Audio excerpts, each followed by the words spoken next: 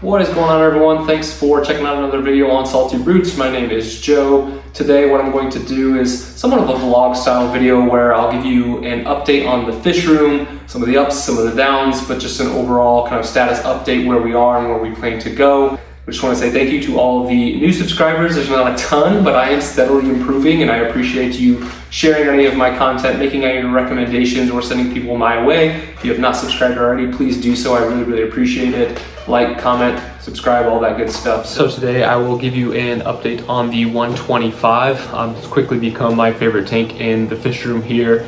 Moved all of the corals over. You have some additional fish that I'll show you. So really rocking and rolling on this tank here. I'm excited to show you all of the updates and where we are, as well as some other additions to the fish room in general. If you follow us on Instagram, you may have seen some of those as well. But just a general update for end of July, where we are today. We'll touch on this. Yikes! And kind of why that's all wrapped up in plastic, and that'll be a video for next week. But I'll at least kind of give you an update on the SPS tank and where it is today. As you can tell, not in great shape. But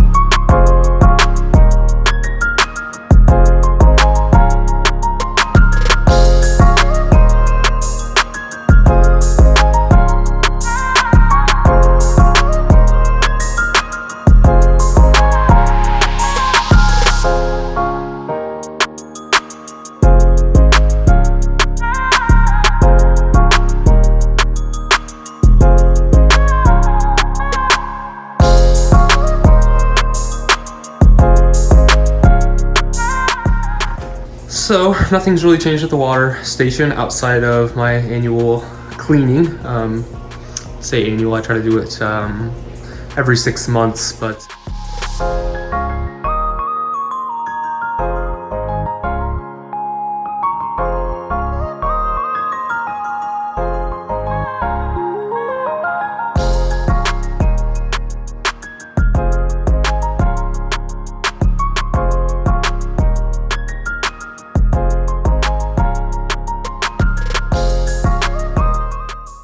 no changes to the actual water station outside of getting those buckets out, really giving them a good scrub down, and then getting fresh water in there, getting all this corroded salt, or getting all the stuck on salt out of there. Some fresh new salt. Got a big new box of the Fritz Blue salt, and got that going there. So that's the water station. Pablo the puffer here is doing well. I added a LED light here. Of course, there's no corals in there, so I don't need it to, grow corals, but it's a pretty cool light. It's a Philips LED smart light, and so this is actually hooked up to my phone, and I can change the temperature of the light from a warm to a cool, add a little bit more blue. Clearly not as blue as a saltwater light, but still cool to have that controllability on your phone. Also set a schedule on it, and it was only like 50 bucks, and it's 4 feet long. So plenty of light for his tank, but of course, with the addition of the light came quite a bit of this algae you see here. He's up here right now doing very, very well. eating like a champ, and really just the king of this tank. I've added a couple of lionfish, and unfortunately neither one of them made it. I don't really know why, because he's just thriving in there. I found the first lionfish one day with its fins like gone. It was just the tube of the lionfish, which I thought was really odd. And then the second one, only after a couple of days, I found fully intact, just at the bottom here. I'll put a picture of him up now. And really don't know what happened to him. Again, he only lasted a couple of days. That first lionfish lasted a few weeks, but neither of them made it. Meanwhile, Pablo back there is just doing very, very well and happy as can be. So I'm not sure, but anyway, he's the king of the tank right now, this 150, and I will hopefully get an eel in there soon. The one I like is the zebra eel, and it's very expensive. So for now, happy with Pablo running that tank. Over to the 125, and so this is definitely the best tank in the fish room right now, doing really, really well. I've added some fish there. I heard on a podcast, I want to say it was BRS, I'm not sure, one of the podcasts, a guy had said that it's the problem with multiple tanks. Whenever one is doing really well, another one's not doing well, and I found that to be very true with my setup. But again, this tank's doing awesome. I have added a filter sock down here, so now the water comes down. Filter sock, skimmer, some bio blocks, of course the live rock in the tank, and all of the softies and LPS, as was the plan, have been added to this tank. But everything is open, doing very well from the LPS and softy side of the fence. And then the couple of SPS I added from that other tank are right here. As you can see, they're dying a little bit at the bottom. Hopefully caught them soon enough from that old tank. And as soon as I brought them over here, almost instantly, the polyps started to extend. So hopefully they'll make it and be just fine and have my big hammer that I've had for a few years. But again, everything's doing really well over here. That is the update on this tank. I'm really happy with it. It continues to thrive, and I'm going to continue my regular water changes and just do, honestly, some really basic, back to the fundamentals on this tank. I'm really not dosing anything right now. I'm just going to do some general testing, weekly water changes, and keep it super simple.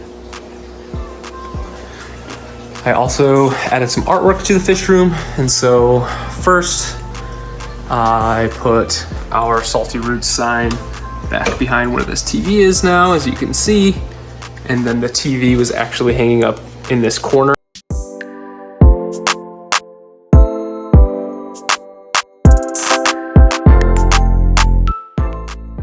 With my thought being I could sit here and watch the tanks and the TV. Tried that for one night and realized, my setup, which is over in this room out of the fish tank, is just so much nicer and so much more comfortable. I can't really see myself sitting here and watching shows for long periods of time. So that same night I took the TV down and moved it over to what I think is the more logical place. As you can see here, there was a big open wall right there. So I got a ceiling mount and dropped it right there. It's nice to have in there, not only to watch these videos back, but any other videos as I'm working away. So covered up that sign, which then led me to putting the stencil and adding the sign over here above the puffer tank, above the predator tank.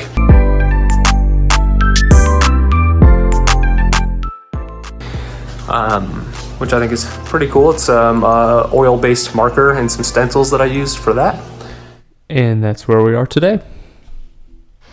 Thanks again for checking out another video on Salty Roots. As I had mentioned, next week I'm going to do my best to get a video out on that SPS tank and kind of some of the downfalls there and my battle with getting that tank cleaned up and restarted, and just some of the things as it pertains to the dynos on that tank. So that should be a good one, although it is something negative that happened in the fish room. As always, I'm just hoping that it helps you be successful faster, avoiding some of these mistakes, or if you find yourself in a similar situation, hopefully it can get you out like it has for me by following some of these steps, tricks. So Again, please like, comment, and subscribe to the channel. Hit the bell notification so you know when that next video comes out next week. I don't think you'll want to miss that one, and we will see you then. These are just some things I do. Things I do. Things I do. Just some things I do. Things I do. Things I do. Just some things I do. Let me take a minute, ride my